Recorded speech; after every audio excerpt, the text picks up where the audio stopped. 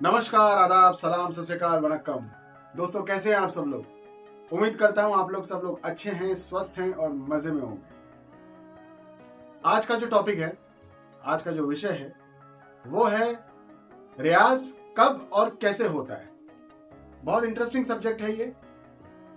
मेरे जितने भी स्टूडेंट्स हैं जो ये वीडियोस देख रहे हैं, जितने भी सब्सक्राइबर्स हैं और जो नए सब्सक्राइबर्स हैं जिन्होंने अभी हाल ही में मेरे चैनल को सब्सक्राइब किया है, और मेरे जो नए स्टूडेंट्स हैं, मेरे वेल विशर्स हैं और मेरे चाहने वाले हैं, उन सब के लिए ये खास बात है।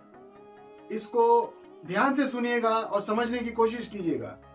ये हर आर्टिस्ट, हर बड़े आर्टिस्ट, हर छोटे आर्टिस्ट, हर आर्टिस्ट के साथ ये चीजें होती हैं और आर्टिस्ट इन हालातों से गुजरता है। तो आज जो मैं बात करने जा रहा हूं, ये कड़वा सत्य है, एक सच्चाई है, और इसको एक्सेप्ट करते हुए हर आर्टिस्ट बना है और अपना संगीत कर रहा है। तो रियाज, तबले का रियाज कब और कैसे होता है, तो आइए शुरू करते हैं। वो क्या बात है, वो कौन सा इंटरेस्टिंग सब्जेक्ट है। तो सबसे पहली बात तो ये है कि आपको शौक है संगीत सीखने का। अब संगीत का आप कोई भी सब्जेक्ट पकड़ लीजिए, आपको गाने का शौक है, आपको इंस्ट्रूमेंट सीखने का शौक है, आपको तबला बजाने का शौक है, संगीत से जुड़े जो भी जॉनर्स आप सीखना चाहते हैं, तो पहले ही तो जाहिर सी बात है आपको शौक है, तभी आप करेंगे। लेकिन आप किसी जब बड़े आर्टिस्ट को सुनते हैं और जब उनको सुन के, जब आप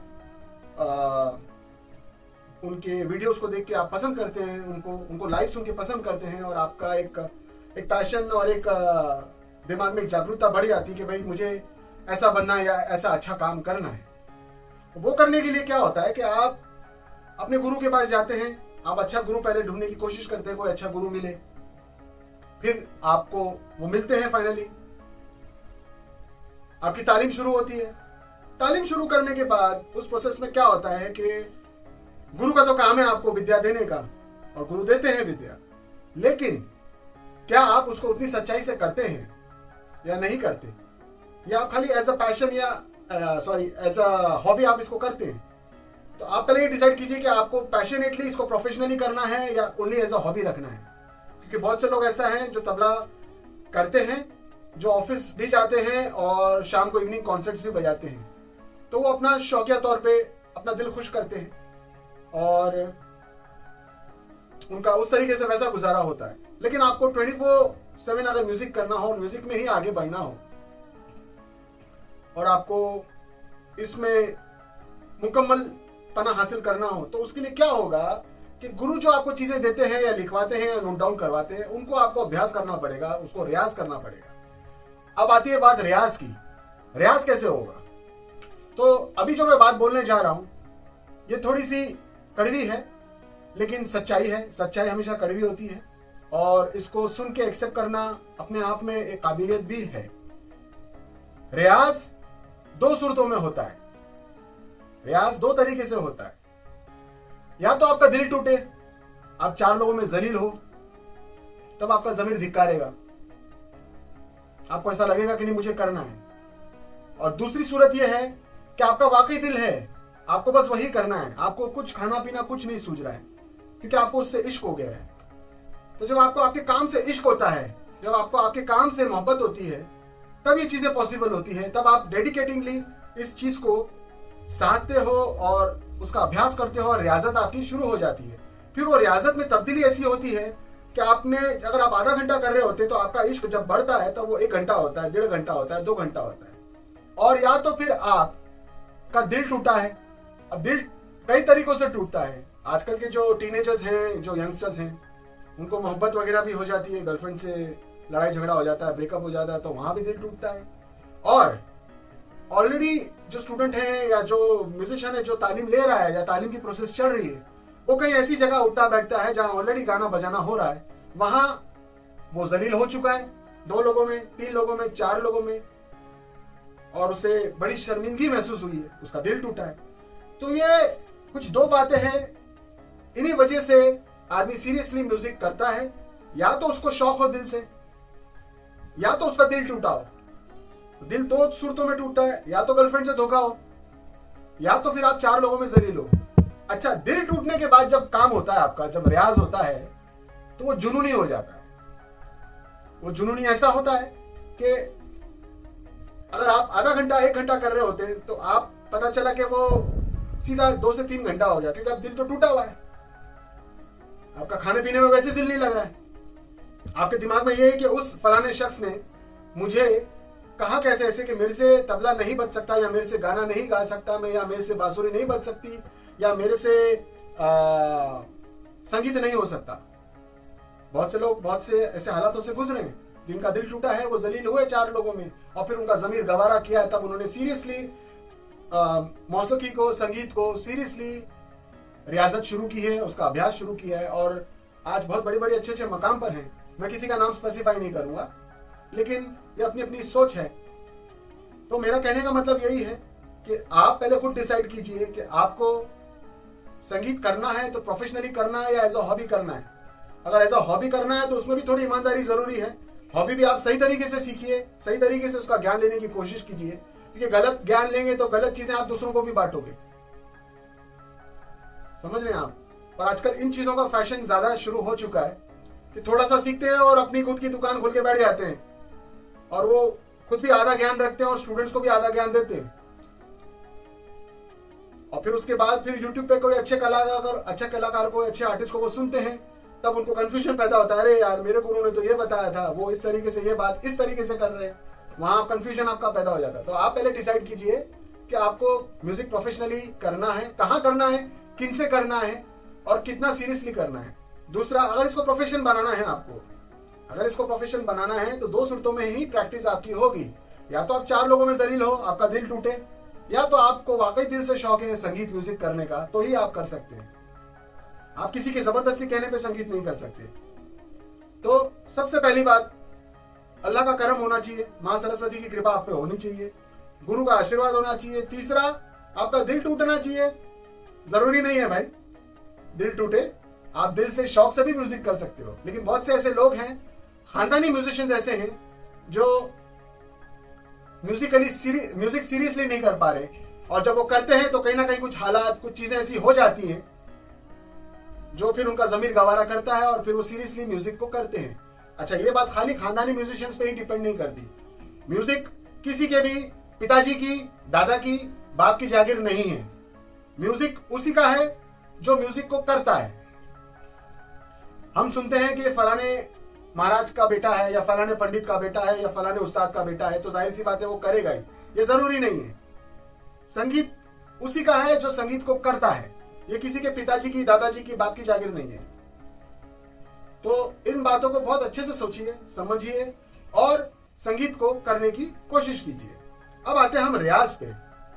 जब आपको 4 लोगों की बातें बुरी लगी होती है, जब आपका दिल टूटता है, तब आप क्या करते हैं? जब आप रियाज पे बैठते हैं तो उन बातों को आप एनालाइज कीजिए। ये मैं एक टेक्निक बता रहा हूं आपको। अगर आपको दिल पे किसी की बात बुरी लगी है, तो जब भी रियाज करने बैठे, तो फॉर एग्जाम्पल तबले का, पहले तो ये सोचिए तबले में कौन कौन से मुश्किल बोल हैं जो आपको बजाने में दिक्कत हो रही है। सो फॉर एग्जाम्पल तबले में, तबला वैसे पूरा ही मुश्किल है और वैसे पूरा ही आसान है। आसान उसके लिए है जो अभ्यास करेगा, जो रियाज करेगा, और मुश्किल उसके लिए है जो खाली सोचेगा और करेगा नहीं। तो फॉर एग्जाम्पल, अब आपका दिल टूटा है, आपको 4 लोगों की बातें बुरी लगी है, आपने सोचा है कि तबले में आपकी कौन कौन सी चीजें कमजोर है। फॉर एग्जाम्पल, अगर आप धीरे धीरे का बोल पकड़ते हो, धीरे धीरे किड़ तक, टिट ढिट देने की नहीं, ये कुछ बोल ऐसे हैं तबले में जो बजाने में वाकई में बहुत मुश्किल से बजते हैं और बहुत मुश्किल से तैयार होते हैं। इनमें एक्स्ट्रा रियाजत की जरूरत पड़ती है। तो आप, जब आपको दिल में चुभन है, दर्द है, तो वो दर्द जो है, उस दर्द को महसूस कीजिए, उन बातों को कानों में महसूस कीजिए, और फिर उन बातों को ध्यान में रखकर धीरे धीरे का रियाज शुरू कीजिए। For example,